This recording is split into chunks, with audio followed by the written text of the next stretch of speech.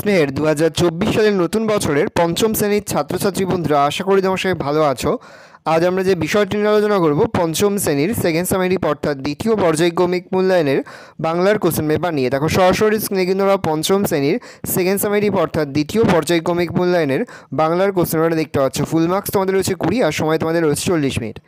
একে দাগে রয়েছে সঠিক উত্তর নির্বাচন করে লেখো যে কোনো তিনটি পদবী প্রশ্নে, মানে 1 করে 1 × 3 = 3। প্রথম, পিপির পিপ পিপ শাঁখের শব্দ, করতের শব্দ, জলের শব্দ না বাঁশির শব্দ? উত্তর হবে বাঁশির শব্দ। প্রশ্ন, ব্যাঙের প্রথম সঙ্গী হলো বাঘ, মোরগ, মৌমাছি না পাখি? উত্তর হবে ব্যাঙের প্রথম সঙ্গী হলো মৌমাছি। প্রশ্ন, গ্রীষ্মের একটি ফুল হলো গাধা, গন্ধরাজ, চাপা না পদ্ম? উত্তর হবে চাপা। তাহলে গ্রীষ্মের একটি ফুল হচ্ছে চাপা। প্রশ্ন, গরান গাছের ফুল লাল, সাদা, হলুদ না সবুজ রঙের? উত্তর হবে গরান গাছের ফুল হলুদ রঙের।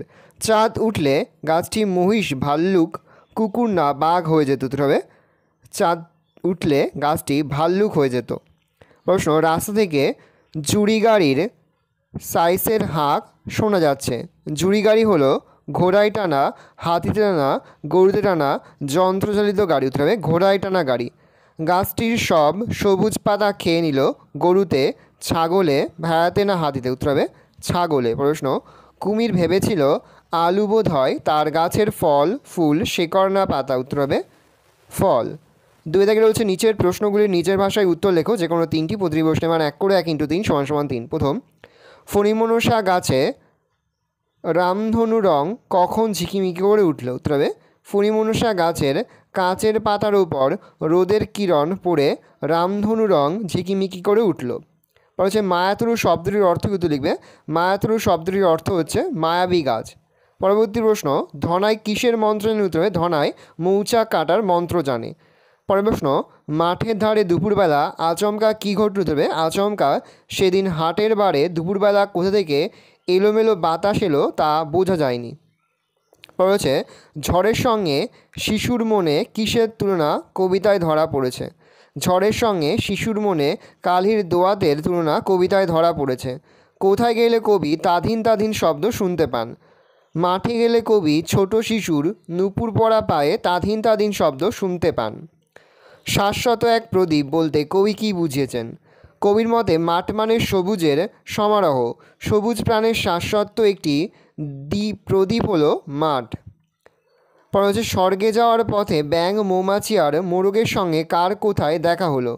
ভগবানের কাছে যাওয়ার পথে গভীর জঙ্গলের মধ্যে একটি ক্ষুধার্ত বাঘের সঙ্গে তাদের দেখা হলো।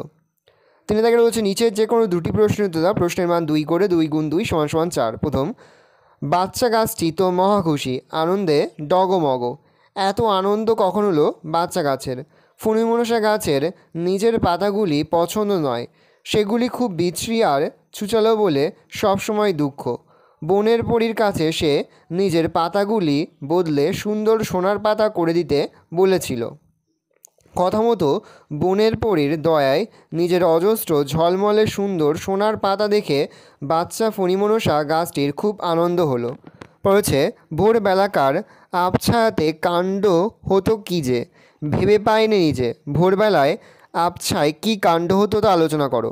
মায়াতরুটি সন্ধে হলেই ভূতের নৃত্য শুরু করতো, আবার হঠাৎ ঝিলিক মেরে আকাশে মেঘ করলে ভাল্লুক হয়ে ঘাড় ফুলিয়ে গড়গড় করত। যখন বৃষ্টি নেমে আসতো তখন আবার তার কাঁপুনি দিয়ে জ্বর আসতো। বৃষ্টি থেমে গেলে আবার আকাশে চাঁদ উঠত, তখন সেই ভাল্লুক বা সেই গাছের খোঁজ পাওয়া যেত না। সে তখন হীরার মাছ হয়ে লক্ষ লক্ষ মাছের ঝাঁকে ভিড় করত। ভোরবেলার আবছা অন্ধকারে এই সমস্ত ঘটনা কোথায় যেন লুকিয়ে যেত। সেই লক্ষ্য মাছের মধ্যে একটিও মাছ থাকতো না, কেবল সূর্যের আলো পড়ে ঝিকিমিকি করত রূপালি ঝালরের মতো। প্রশ্ন, কে কিভাবে বাঘের হাত থেকে বেঁচে গেল? ধনাইকে লক্ষ্য করে ঝাঁপ দিলেও বাঘ গিয়ে পড়ল তবলা গাছের ওপর। ধনাইকে ডিঙিয়ে বাঘের মাথা ওই গাছটাতে দুর্দান্ত বেগে ঠোক্কর খেল, কিন্তু তাকে বাঘের লেজের বাড়ি খেতে হলো সপাং করে, আর বাঘ গিয়ে পড়ল শীষের গর্তের ভিতর। কলস ভেঙে বাঘের মুখের ওপর মধু পড়তেই বাঘ চোখ মুখ কুঁচকে বেজায় ফোঁত ফোঁত করতে লাগলো। প্রশ্ন, কেমন জানি করলো আমার মন। প্রসঙ্গ উল্লেখ করে কবির অনুভূতির কথা ব্যক্ত করো। দুপুরবেলা হঠাৎ সমস্ত আকাশ অন্ধকার করে এলো। এলোমেলো বাতাসে প্রকৃতি এক অন্য রূপ নিয়ে কবির চোখে ধরা দিয়েছে। সমস্ত আকাশ কালো, কালো চাপার বন, বকুলতলা, এমনকি নদীর জল পর্যন্ত কালো বর্ণ ধারণ করেছে দেখে কবি অভিভূত হলেন। কবি দেখলেন কালো জলে ভরা নদী পার হয়ে মাঝি তাড়াতাড়ি ফিরে এলো। প্রকৃতির এই রূপ দেখে কবি একটুও ভীত হলেন না, বরং তিনি মনে মনে এক অব্যক্ত আনন্দ অনুভব করলেন। একবার খরার সময় বৃষ্টি না হওয়ার দরুন কী হয়েছিল? একবার খরার সময় বৃষ্টি না হওয়ার দরুন মানুষ, পশু, গাছপালা ধ্বংস হয়ে গেল। সব পশুরা ভাবতে লাগলো কীভাবে পৃথিবীকে রক্ষা করা যায়। ব্যাঙ স্বেচ্ছায় ঠিক করলো এর জন্য ভগবানের দ্বারস্থ হবে সে। তার কথা শুনে অন্যান্য পশু পতঙ্গ ব্যাঙের সঙ্গী হিসাবে ভগবানের কাছে যাবার ইচ্ছা প্রকাশ করলো। অবশ্যই ভগবানের প্রাসাদে গিয়ে তারা বুঝেছিল রাজ্যে এত অভাব ও কষ্টের কারণ। সবশেষে ভগবান তার মন্ত্রীদের শাস্তির ব্যবস্থা করলেন এবং ব্যাঙ তাদের জয়ের বার্তা নিয়ে পুকুরে নামতেই বৃষ্টি শুরু হলো। পরে হচ্ছে লিঙ্গ পরিবর্তন করো যে কোনো তিনটি, প্রতিটি প্রশ্নের মান 1 করে 1 × 4 = 4। প্রথম, কবি। কবি হবে মহিলা কবি, সাহেব হবে মেম, পুত্র হবে কন্যা, কর্তা হবে গিন্নি, ভদ্রলোক হবে ভদ্র মহিলা, গায়ক হবে গায়িকা, অধ্যাপক হবে অধ্যাপিকা, নায়ক হবে নায়িকা। 5 দাগে রয়েছে নিচে যে কোনো দুটি প্রশ্নের উত্তর দাও। প্রশ্নের মান 1 করে 1 × 2 = 2। উভয় লিঙ্গ কাকে বলে উদাহরণ দাও। বাংলা ভাষা এমন কিছু শব্দ আছে বা বাংলা ভাষায় এমন কিছু শব্দ আছে যা দ্বারা পুরুষ ও স্ত্রী উভয়কেই বোঝানো হয়। এগুলোকে উভয় লিঙ্গ বলে, যেমন বাপ মা, স্বামী স্ত্রী, গুরুজন, সন্তান, শিশু, মন্ত্রী, রোগী, বন্ধু ইত্যাদি। লিঙ্গ কয় প্রকার ও কী কী? লিঙ্গ সাধারণত 4 প্রকার: পুংলিঙ্গ, স্ত্রীলিঙ্গ আর ক্লিবলিঙ্গ আর উভয় লিঙ্গ। তুমি শব্দের বহুবচন কি? তুমি শব্দের বহুবচন হচ্ছে তোমরা। বচন বলতে কি বোঝো? বাংলায় বচন কত প্রকার ও কী কী? প্রত্যেক ক্ষেত্রে 2টি করে উদাহরণ দাও। যার দ্বারা বিশেষ্য বা সর্বনাম পদের সংখ্যা সম্পর্কে আমাদের ধারণা হয় তাকে বচন বলে। বাংলায় বচন 2 প্রকার: একবচন ও বহুবচন। উদাহরণ: একবচন গাছ, ফুল, বই। বহুবচন গাছগুলি, ফুলগুলি, বইগুলি। এগুলো হচ্ছে বহুবচন। পত্র রচনা করো। প্রশ্নের মান 5। ছাত্রাবাসে লেখাপড়া কেমন চলছে জানিয়ে বাবা ও মাকে একটি চিঠি লেখো।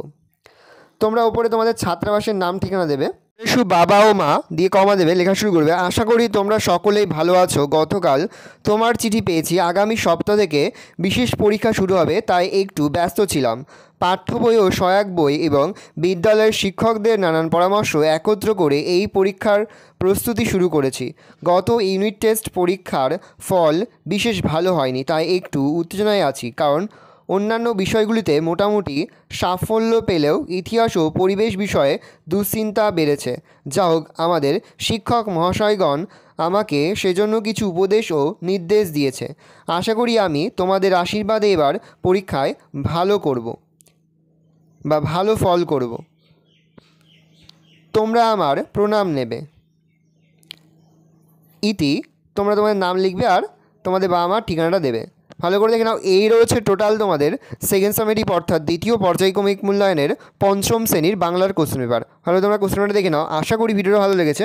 ভিডিওটা ভালো লাগলে ভিডিওকে লাইক করতে একদমই ভুলবে না। আর আমার চ্যানেল নতুন হওয়া লাল কালারের সাবস্ক্রাইব প্রেস করে পাশে বেল আইকন প্রেস করে যখন নতুন করে ভিডিও আপলোড করি সবার ফার্স্ট নোটিফিকেশন তোমরা পেয়ে যাও। আর এই ভিডিওটি তোমার বন্ধু বান্ধবী, আত্মীয়স্বজন সবার মধ্যে কিন্তু অনেক শেয়ার করে দাও যারা এবছর 5ম শ্রেণীতে পড়ছে। আমরা কিন্তু ইতিমধ্যে 5ম শ্রেণীর প্রতি বিষয়ে সিলেবাস, প্রশ্নকাঠামো এবং নমুনা প্রশ্নপত্র কিন্তু আপলোড করে দিয়েছি। তোমরা যদি এখনও পর্যন্ত সেই ভিডিওগুলো না দেখে থাকো, ভিডিওগুলো কিন্তু তাড়াতাড়ি দেখে নাও। তোমাদের সকলকে জানাই আগামী পরীক্ষার অনেক শুভেচ্ছা এবং অভিনন্দন। একেবারে ভিডিও শেষে স্ক্রিনে তোমরা একটা প্লেলিস্ট দেখতে পারবে, তারপরে ক্লিক করলেই সমস্ত ভিডিওগুলো কিন্তু তোমরা পর দেখে নিতে পারবে। কোনো প্রশ্নের উত্তর লিখতে বা বুঝতে যদি কোনো অসুবিধা হয় তাহলে কিন্তু নির্দ্বিধায় কমেন্ট সেকশনে কমেন্ট করে জানাতে একদমই ভুলবে না। ভালো করে তোমরা কোশ্চেন পেপারটা দেখে নাও।